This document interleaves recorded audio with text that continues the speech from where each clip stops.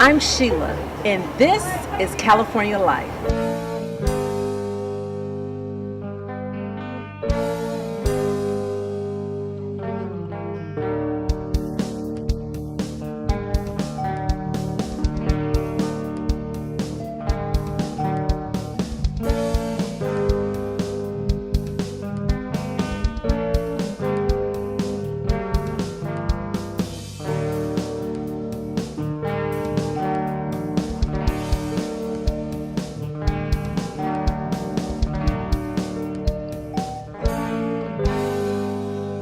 Today we're in Nevada City, located 60 miles northeast of Sacramento.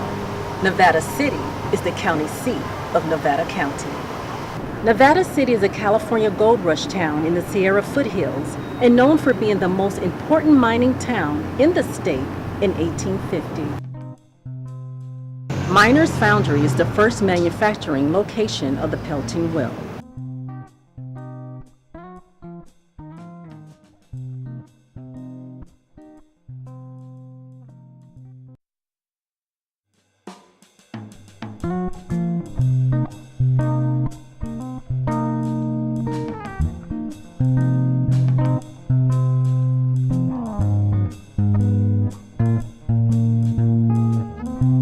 The Nevada Brewery served the mining community.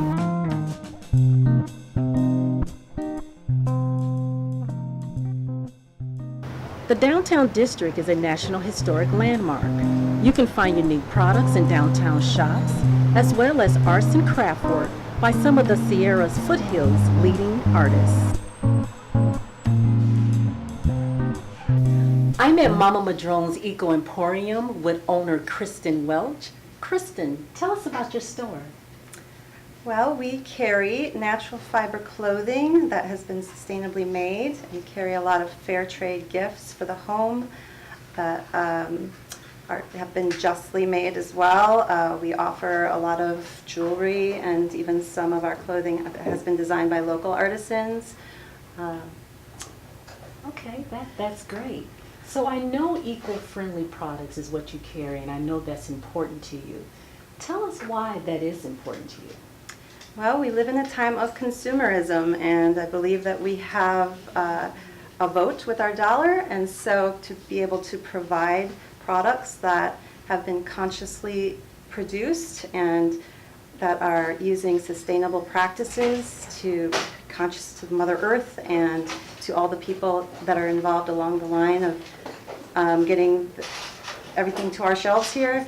It makes me feel good about opening my doors and offering the product to people. Okay. Going on opening up your doors, tell me, when did this store open? Give us the history about it. Sure. Well, as Mama Madrone's, we opened in May of 2016.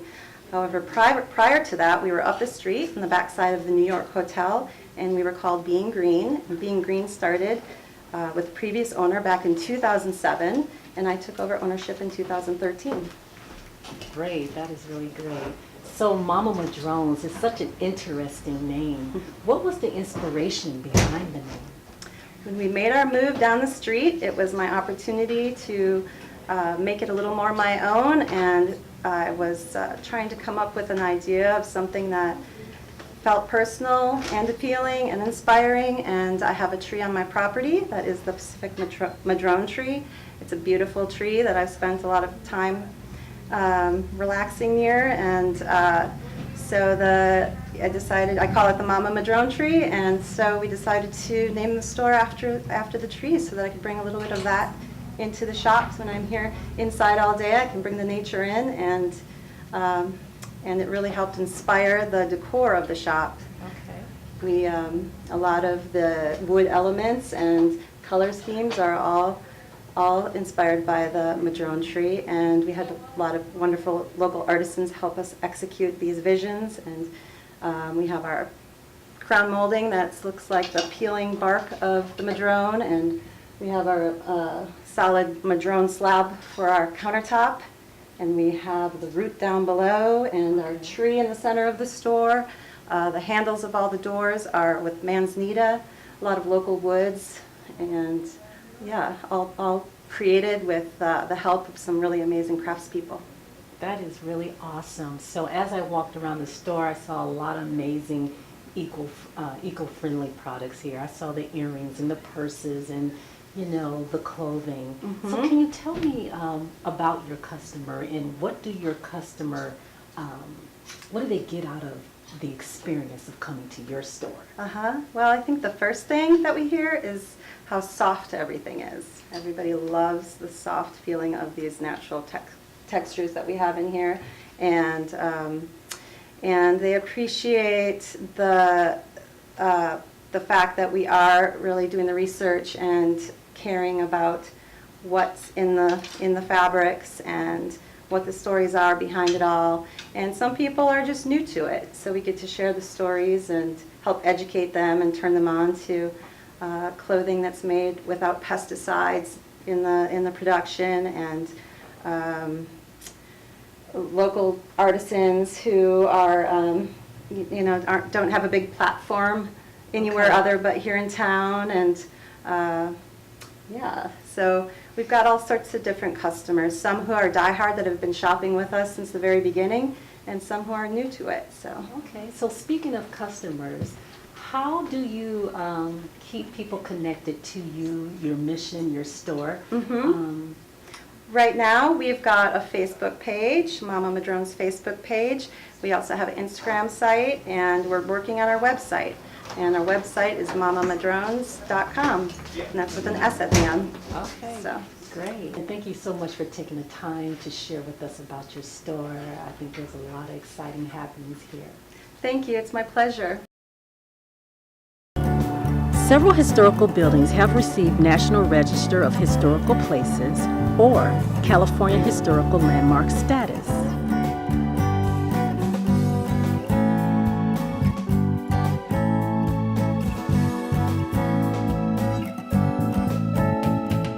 The National Hotel is one of the oldest operating hotels out west. The Nevada Theater is California's oldest original use theater building. Here you will see live performances, music, movies, and art. A half-mile south of historic downtown is the Seven Hills Business District.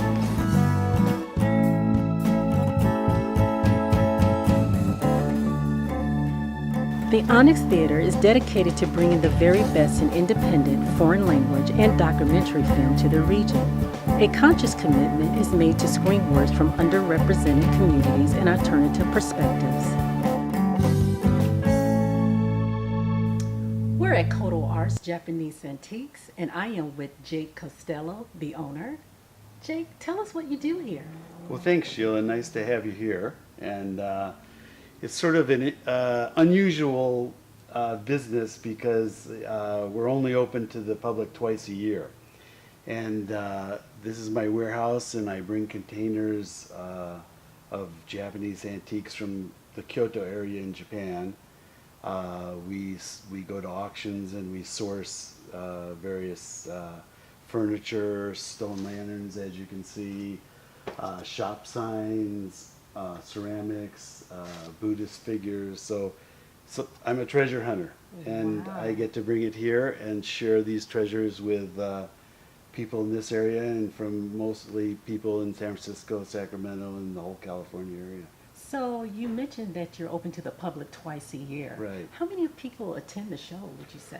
Well, this is our 13th year, and it's become an event, and people, they're used to this model, and Nevada City is also a tourist destination, so you can come and come to our show and then take advantage of, you know, Nevada City and the nature here and the great restaurants and stuff. So people love to come from the cities here, so we get quite a good attendance. Wow, that's really exciting. It seems like you have a lot of amazing pieces here. Can you tell us about the oldest piece that you have here? Well, we have some pieces, some of the stone goddess guardian figures. I have one from 1603. Wow. I have a dragon carving from a temple that's 1580. That's unusual. That's, you know, very difficult to find things that old. But mostly from the 1800s, the middle to the late 1800s, up to pre-war. And this is pretty much the age range of most of our pieces. That is really amazing. So as I look around, I'm like, wow, it's like you're connecting the people with the culture. Well, definitely. I mean, when I advertise I Like People, it's a cultural event as much as a show or a sale. I mean, even for me, I'm reaching back and experiencing, you know, another era where Japanese craftsmanship was you know, incredible. Many of the furniture, they don't use nails; it's all joinery. Wow. And many in the old days, a Japanese craftsman would make one thing over and over and over till he was you know, it was perfect. And so that kind of attention to detail and craftsmanship, it doesn't really exist anymore. So can you tell us, where do you travel to get all these amazing pieces? Well, pretty much in the Kyoto area.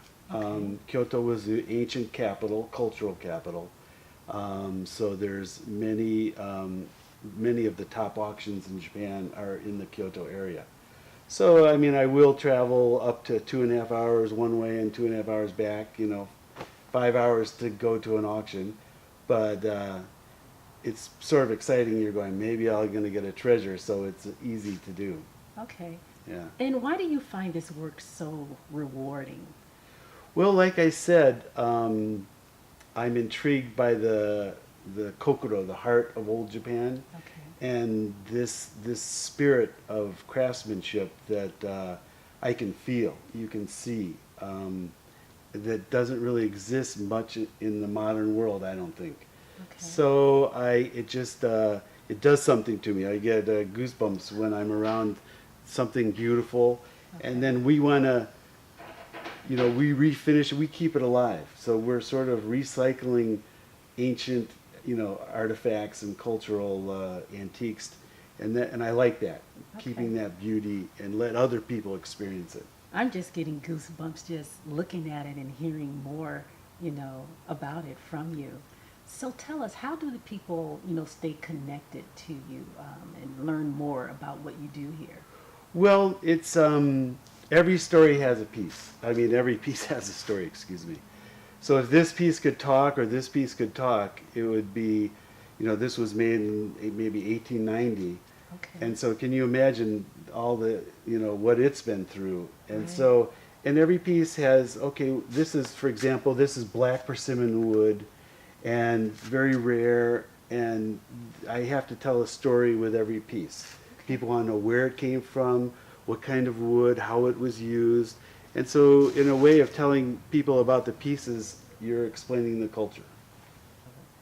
Now, Jake, tell us how our viewers can get in contact with you and attend your shows.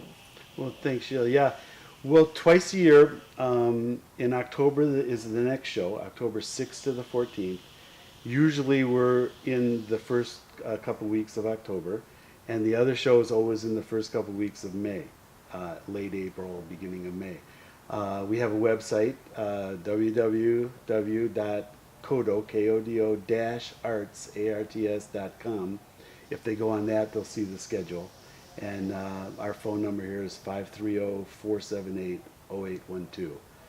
Okay. So this would be a great opportunity for people to purchase items. Sure, everything's for sale, and we advertise it as a sale and a show because it's a museum, so come and just see it, and even if you don't buy. But usually there's something, we have something $1 up to, you know, $5,000, so there's something for every taste and budget. Okay, well, great. That's really awesome. Again, Jake, thank you so much for sharing these amazing pieces with us. My pleasure.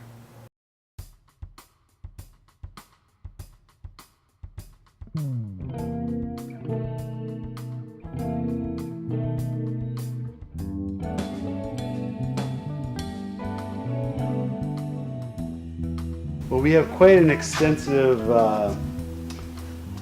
Japanese stone garden section here. We have pagodas, stone lanterns, tsukubais, which are water basins, This was in front of a temple in the 1800s, and that's a dragon spout, so the water would go in there and you would purify your hands and your mouth before you went into the temple. So we're pretty excited about these pieces. They're all hand-carved granite, and they're getting rarer and rarer in Japan. So I like a lot of the Shinto shrine artifacts and the Buddhist temple artifacts. They often come into auction, and I think they're have a lot of spirit in them. These are old taiko drums over here on top of this tansu. This is an old Japanese merchant's chest. Usually they have secret drawers in them, and sometimes we find gold coins. Not recently, but you have a nice selection of the furniture right here too.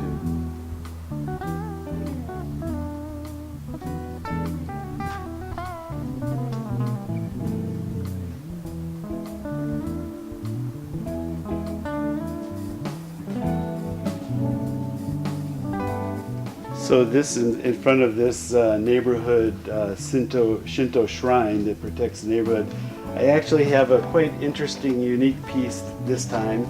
It's an abacus that was used actually in between 1910 and 1920 in the schools to teach the children how to calculate using this abacus or soroban in Japanese. Actually, every Japanese school kid in the old days had to be proficient in this, and some of them were quicker on this than most of us are on a calculator. So it's quite an interesting artifact from pre-war. Well, these are granite Buddhist guardian deities from Japan, and they're to protect your ancestors in the afterlife, and usually they're in neighborhoods to protect the neighborhoods. This one here is 1688, that's 1703, so they are quite old. They're hand carved, and people around here buy them as art, but also for the spirit of as a guardian. This is also a deity here. This is bronze from 1910. This is Kannon. She's the goddess of compassion and mercy. There's a lotus stand for her in a halo, but she is holding the lotus leaf and the lotus bud, which is a Buddhist symbol, and she's also a Buddhist deity. So Sheila, you can hit the Kodo Arts doorbell. This is a gong from Indonesia, so give it a good ring. Okay, here goes. Okay. Let the show commence. I'm in Grass Valley, just 4 miles south of Nevada City and 64 miles from Sacramento International Airport. Right behind me is the historic Holbrook Hotel.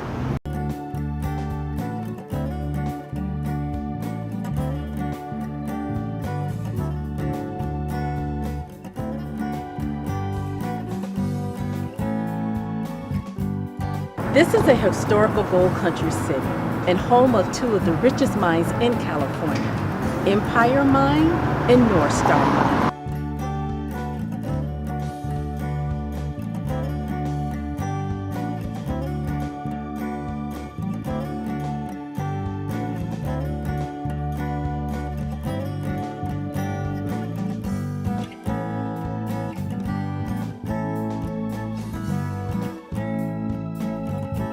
In 1849, when gold was discovered in the area, millions of people from around the world traveled here and used the Overland Immigrant Trail.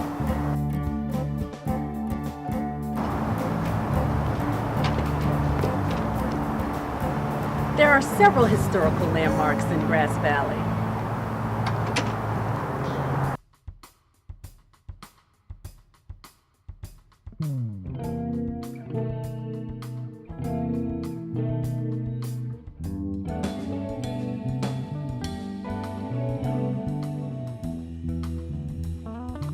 This was the home of internationally known singer and dancer Lola Montez. One of Lola's neighbors was Lotta Crabtree, an internationally acclaimed singer and dancer of the 19th century. This was her home.